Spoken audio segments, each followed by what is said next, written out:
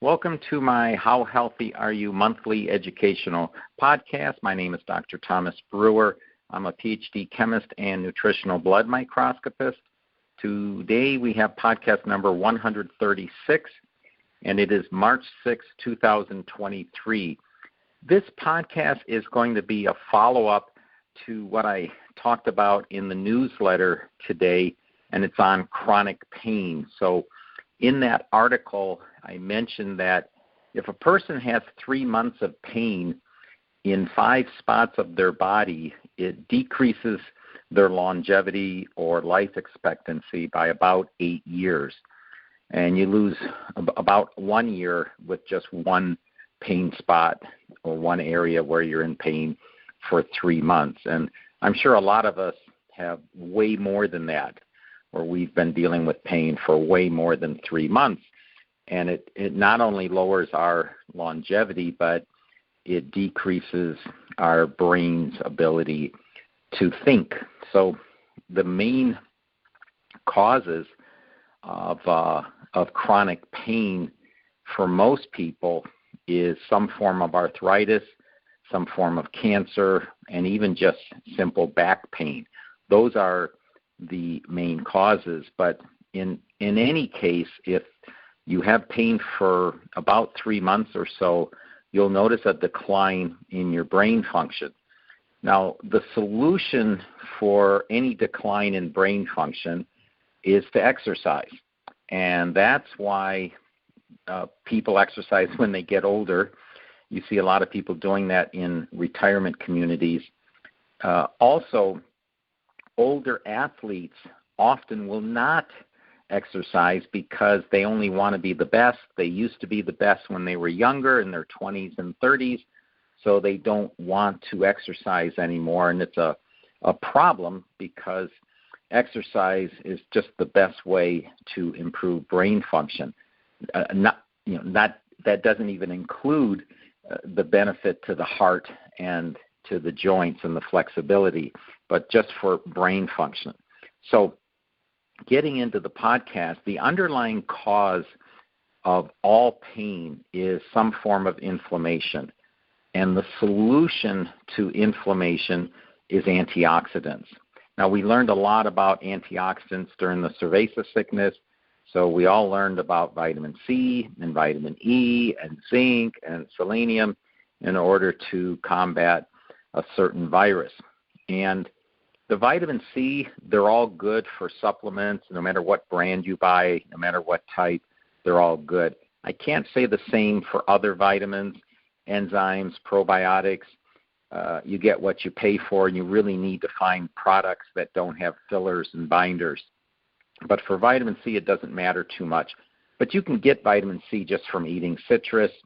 The other antioxidants I mentioned, vitamin E and zinc and selenium, a lot of that's in fruits and vegetables. The selenium is in Brazil nuts, and Brazil nuts are an ingredient in the cancer-fighting smoothie.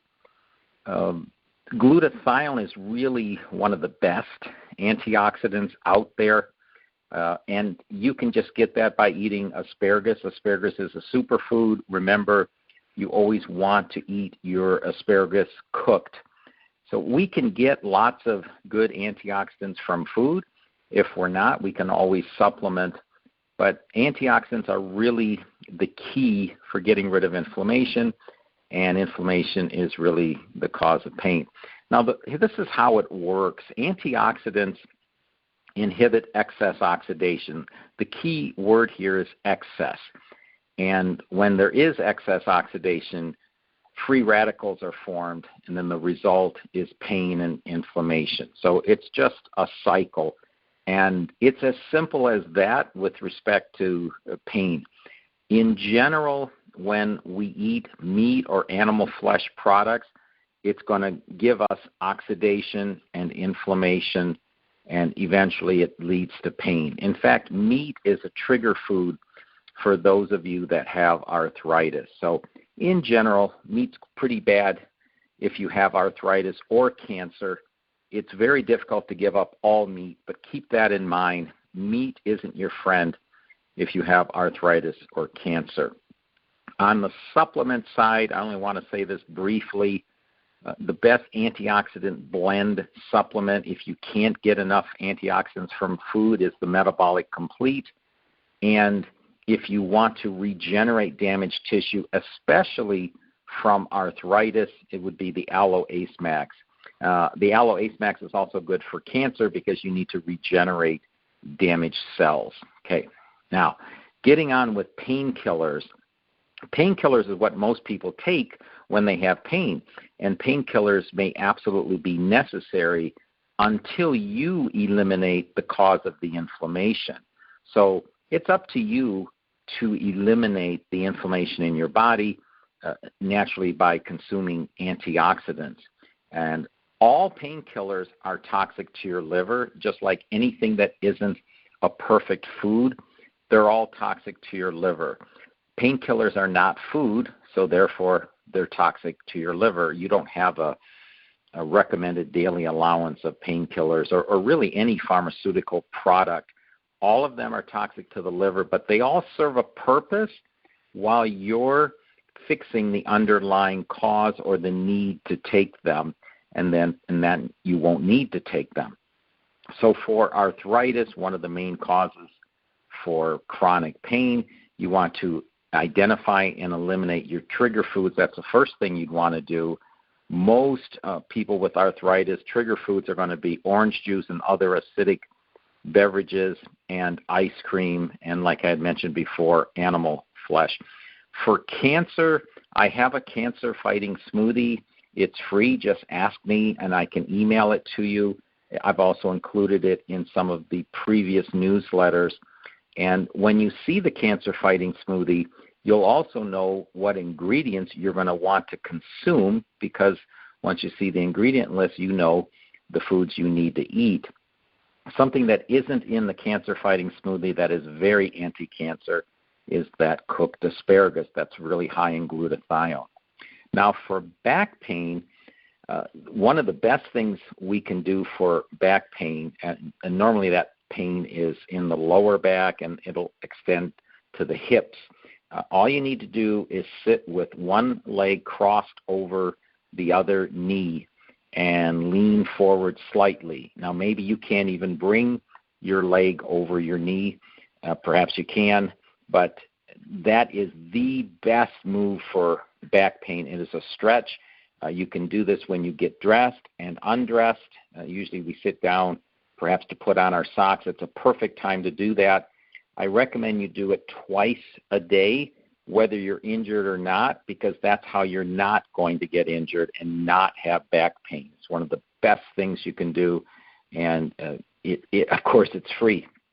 Now, pain reduction and healing, overall, what we want is lots of oxygen, and this will be the final segment of this podcast, how to get extra oxygen into our bodies, because that's the best way to get rid of pain and to heal. We want oxygen, but we don't want excess oxidation. Now, that's somewhat confusing because it sounds like I'm saying the same thing, but we want oxygen from the air, and we don't want that oxygen to react and make what's known as rust in the body.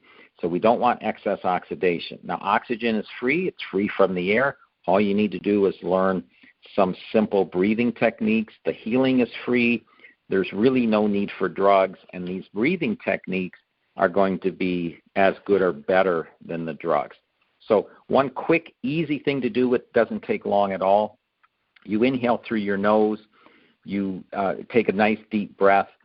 And then when you think you can't take in anymore, you take a little extra in and exhale through your mouth. Now, this is something babies do when they're crying really hard. You'll see them kind of gasping for air. They'll stop crying, and they're going to take like a double breath. And that's what I want you to do. It's a simple thing to do.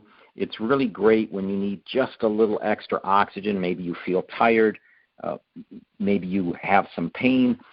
Maybe you want to stay alert for something that's coming up. So inhale through your nose, deep, and then take a little extra coming in through your mouth. So that extra little air is going to come in through your mouth. and then exhale normally. Do that 3 times. It will only take you 5 seconds. Now, the next breathing technique is the real one. This will give you the healing, and it'll be very anti-inflammatory. It will help your immune system, and it'll be as good or better than drugs. So what you need to do is take 30 deep inhales and exhales. Inhale through your nose, exhale through your mouth. So 30 times, 30 deep breaths. On the 30th breath, you're going to hold your breath, and you're going to hold it as long as possible. That may be 20 seconds, that may be 30 seconds, and if you're really good, you can hold it for a minute. And then you exhale when you can't hold it any longer, and you'll do a single inhale for 9 seconds, and then exhale normally. So this is known as the Wim Hof Method. There are variations of this in Qigong techniques. Sometimes this is known as 9-breath method because they'll do multiples of 9 breaths. But in general, they all involve some sort of deep breathing, deep breaths, then a hold, and then a single breath afterwards. What this does is it floods your body with oxygen, and then you deprive it of oxygen. And that has a tremendous anti-inflammatory response in the body. You'll get a nice immune response, improving your immune system, and it's very healing. So you would do this type of breathing where you take 30 breaths, inhales and exhales, hold the last one, finally exhale it, and then do a single inhale for 9 seconds and exhale. You'll do that in sets of 3. It'll only take you a few minutes. On each successive time, you should be able to hold your breath longer. So if the first time you held your breath for 30 seconds, the second time you did that, you'd probably be able to hold your breath for 45 seconds, and the third time you'd probably be able to hold your breath for 60 seconds. Now, if you're in pain, like I said, do these 3 sets, right? Do that 2 times a day. It really works, and it's free, and I like free. So that's all I have for this month's podcast. Please subscribe if you haven't already done so, and also please don't keep me a secret.